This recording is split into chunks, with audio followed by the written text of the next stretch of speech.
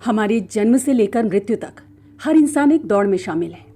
पहले स्कूल में अंक या मार्क्स लाने की दौड़, और जब बचपना खत्म होता है तो धन इकट्ठा करने की दौड़। और दोस्तों, धन की दौड़ कोई बुरी चीज नहीं है, ये प्राकृतिक है, स्वाभाविक है।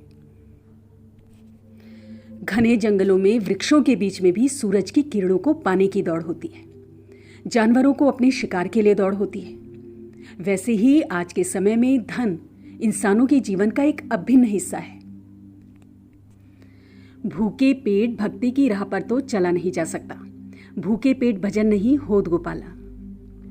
और वैसे भी दोस्तों, धन माँ लक्ष्मी का वरदान है, लेकिन कई बार हम अपने पूरे परिश्रम के बावजूद भी इतना धन नहीं जोड़ पाते कि अपने परिवार और बच्चों को अच्छा जीवन दे पाएं। और कई बार घर में बरकत नहीं हो पाती है धन की, जो कि जाने अनजाने हमारे मानसिक तनाव का कारण बन जाता है। और जन्म होता है क्रोध का, क्लेश का, द्वेष का। तो आज मैं आपको इस वीडियो में ऐसे बेहद सरल 4 उपाय बताऊंगी, जिनको करने के बाद जितने धन के आप हकदार हैं उतना धन आपको अवश्य मिलेगा, चाहे वो किसी भी रूप में मिले। इन उपायों को करने के बाद माँ लक्ष्मी के वरदान से आप अछूते नहीं रह पाएंगे। नमस्कार दोस्तों, आप सभी पर माँ का आशीर्वाद और बजरंगबली की कृपा सदैव बनी रहे। तो आपका ज़्यादा समय ना लेते हुए मैं चलती हूँ सीधा उपायों की तरफ। तो दोस्तों, शुरू करते हैं पहले उपाय से। ये जो मैं पहला उपाय बताने जा रही हूँ दिखने में बहुत साधारण है, लेकिन बहुत कारगर है। इसे ध्यान से सुनें, क्योंकि कई बार छोटे छोटे बदलाव, छोटी छोटी चीज़ें हमारी पूरी जिंदगी बदल देती हैं और एक बहुत ही सकारात्मक बदलाव हमारी लाइफ में लेके आती हैं। और ये उपाय है कि घर के पूजा स्थल और तिजोरी में सदैव लाल कपड़ा बिछा कर रखें। दोस्तों, हर रंग की अपनी एक ऊर्जा, अपना एक प्रभाव होता है, और लाल रंग माँ भगवती और धन की देवी माँ लक्ष्मी का प्रिय रंग है। प्रॉस्पेरिटी यानी समृद्धि को अपनी तरफ अट्रैक्ट करता है, धन को अपनी तरफ खींचता है। तो इसीलिए अपने घर के पूजा स्थल में और तिजोरी में हमेशा आप लाल कपड़ा बिछा कर रखें।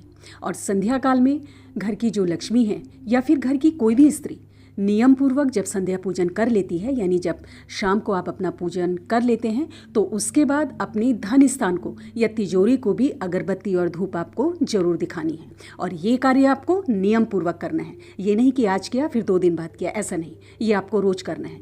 क्योंकि जो आपका धन का स्थान है, जो आपकी तिजोरी है, वहाँ पे भी माँ लक्ष्मी का वास है। तो रोज नियम पूर्वक संध्या काल में अपने पूजन के बाद आप अपने धन वाले स्थान में धूप अगरबत्ती दिखाएंगे, दीपक दिखाएंगे, उस स्थान को नमन करेंगे और माँ लक्ष्मी को मन ही मन प्रणाम करेंगे। ये पहला उपाय।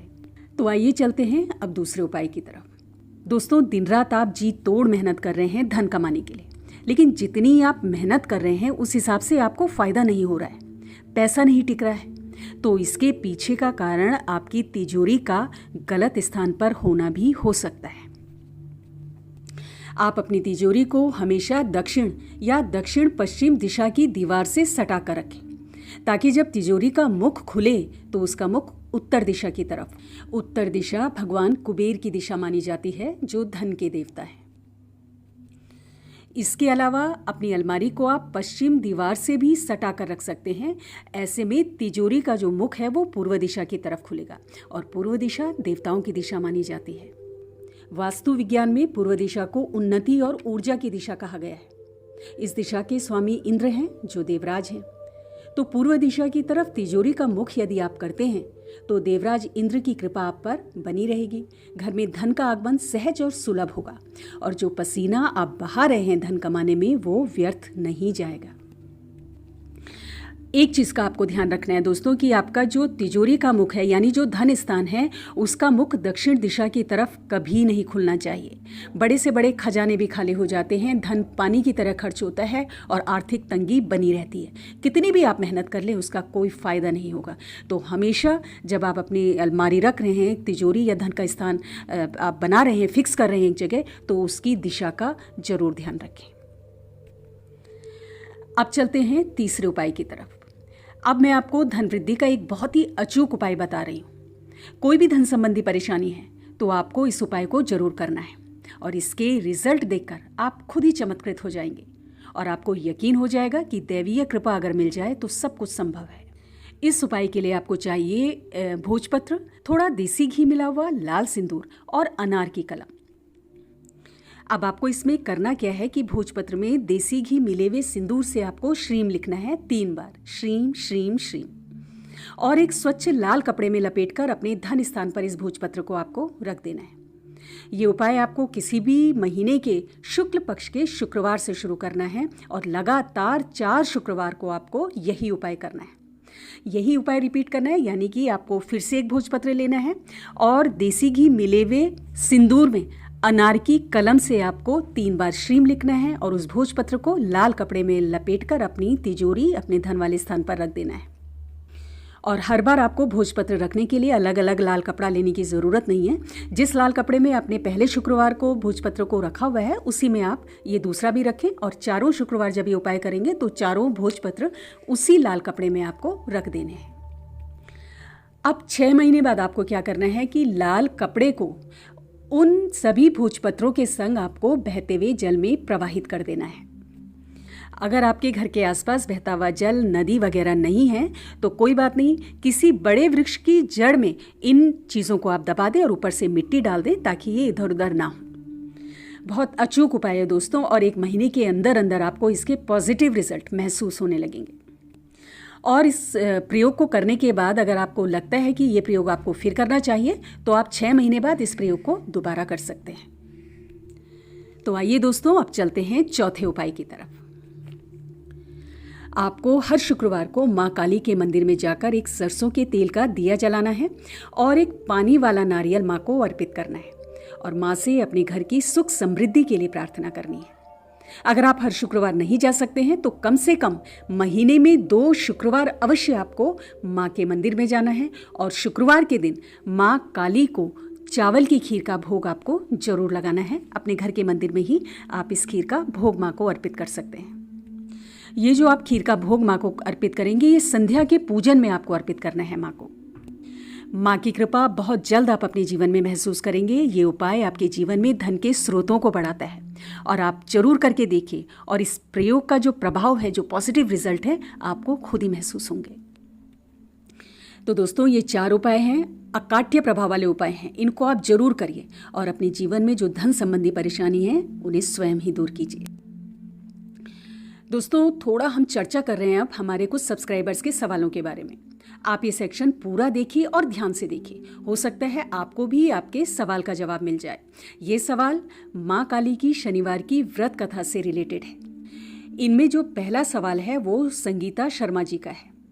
संगीता जी पूछ रही हैं कि क्या माँ काली के शनिवार के व्रत में चाय पी सकते हैं? तो जी हाँ संगीता जी, आप बिल्कुल पी सकते हैं चाय। बस आपको ये ध्यान रखना है कि आपको अन्न नहीं खाना है। आप इस व्रत में समा के चावल, आलू, फल, सिंघाड़ा, मूंगफली और सूखे मेवे भी खा सकते हैं। सूर्यास्त के बाद ही आपको इस व्रत को खोलना है। अब दूसरा सवाल रिया कुमारी का है।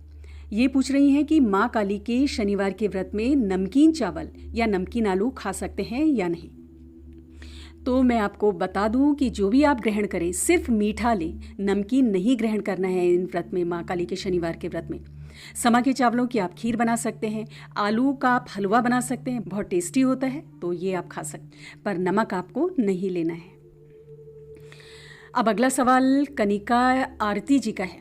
ये पूछ रही हैं कि अगर व्रत के दौरान पीरियड्स आ गए तो क्या करें, और कई लोग कन्याओं को वहम की वजह से नहीं भेजते हैं, ऐसे में वो क्या करें। तो कनिका जी, अगर व्रत के दौरान आपको पीरियड्स आ गए तो कोई बात नहीं, आप उस व्रत को ना रखें, उस व्रत को छोड़ दें। अगले शनिवार को आप व्रत करेंगी और जब 9 व्रत की गिनती आपकी पूरी हो जाएगी तो आप उसका उद्यापन कर लें। और आपकी अगली बात कि लोग कन्याओं को वहम की वजह से उद्यापन में नहीं भेजते हैं, तो ऐसे में आप क्या करें कि जब आप माँ काली के शनिवार के व्रत का उद्यापन करें तो 9 कन्याओं का भोजन आप उनके हिस्से निकाल लें, 9 हिस्से निकाल लें, ठीक है। और माँ काली के मंदिर में जाकर, जो घर के आसपास कोई जो माँ का माना हुआ मंदिर है, वहाँ जाकर आप ये प्रसाद माँ के सामने एक पैकेट में बना के रख दें और माँ से प्रार्थना करें कि वो आपके व्रत सफल करें और कोई भी आपसे भूल चूक हो गई है व्रत में तो आपको वो क्षमा करें। उम्मीद करती हूँ कि आप लोगों के डाउट्स क्लियर हो गए होंगे और जिन सब्सक्राइबर्स के सवाल मैंने लिए हैं उनके जवाब से कई लोगों के बहुत सारे प्रश्नों के उनको जवाब मिल गए होंगे। तो दोस्तों अपना ध्यान रखिए, अगली वीडियो में बहुत जल्द मिलती हूँ। माँ की भक्ति में डूबे रहिए, निश्चिंत रहिए। जय माता दी, जय बजरंगबली।